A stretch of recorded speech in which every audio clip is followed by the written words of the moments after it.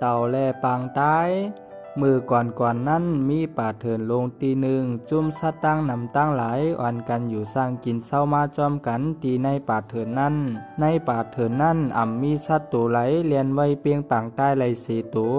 ปางใต้ตัวในมันเจียกเลียนเข้เปืนต่างตัวเสเพราะว่าเปืนซุมมันมาเย้าไหนมันหุ่นโคปันเปืนสิ่งมันซ้ำปอเต็มเถินเต็มป่ากว่าเย้าสัตว์ต่างตัวเต้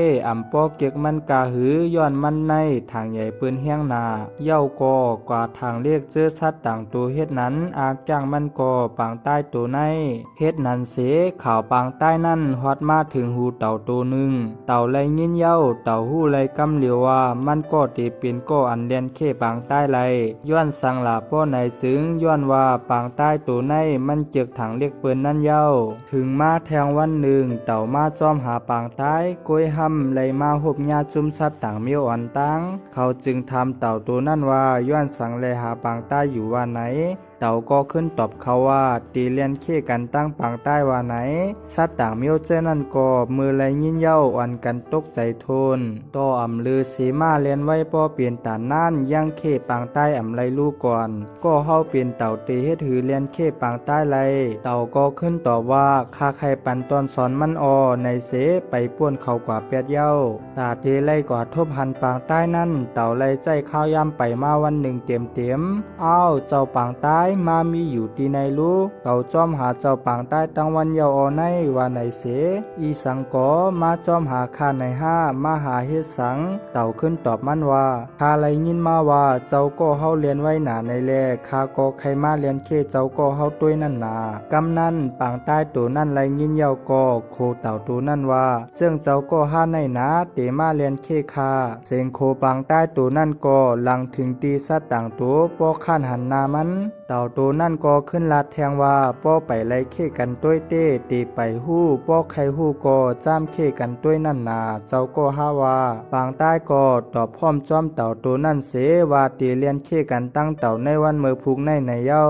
กลางในเมืองเลี้ยงมาเย้าตัวสัตว์ตั้งน้ำมาไปเป็นหลักฐานศักดิ์สิทธิ์ปันขาลองว่าไผเป้ไผซุ้มปางใต้เต้ตั้นไรกินข้าวในมาว่าไหนกวยยิบมาปลาหูพักปึกแรงอันหนึ่งกวยป้อนั้นเจ้าก็เขาก็เตะเข้กันไรเย้าไผกว่าถึงตีเจิกเส้นเหลียงนั่นอ่อนตั้งก็ตัวนั่นเป็นไผเป้เย้าว่าไหนกำนั้นขาก็เตะเย้ากำในเต่าเต้อ้ามลงกะลอยกวยปางใต้เต้เอาเอ็นเอาแห้งเส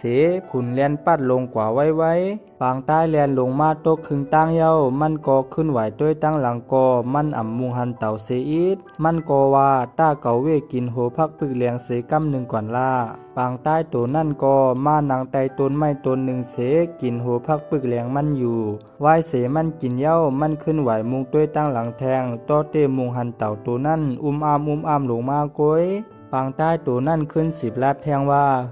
เทิงเสเต่าก็มีสังแทงเย้ามันเตเฮ็ดถือมาเข้เก่าไล่ต้าเก่านอนวันเสไปทามันลาปางใต้ตัวนั่นก็ปัดเอามันนอนรับกว่าแปดเย้าเต่าตัวนั่นก็มาหันมันนอนรับอยู่ใต้ต้นไม้นั่นเต่าก็ขึ้น10ไปป่นมันกว่าแปดปางใต้ตื่นมาเย้าก็กลางวันโปอจำตีตกเย้ารู้มันไหวต้วยกว่าตั้งหลังก็หันเต่าตัวนั่นขึ้นไหวต้วยกว่าตั้งนาก็หันเต่าตัวนั่นแทงในใจอ่อนมันเต้ตึกถางว่าเต่าไปมากขึ้นมันแทงในก่อนมันจ่องไปเอาจี้เจ็บมันลงกว่าร้อย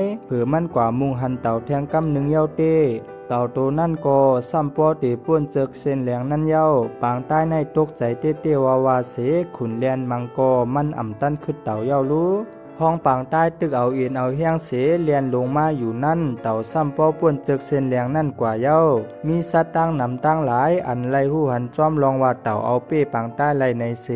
ตัวสัตว์เจออันมาไปด้วยขานั่นก็จอมเต่าป้อชุดเซงย้อนกาอ่อนป่นมาปางใต้ในยามโคเขาเล่นทางใหญ่ตัวเก่านาแลมีไผเก็กมัน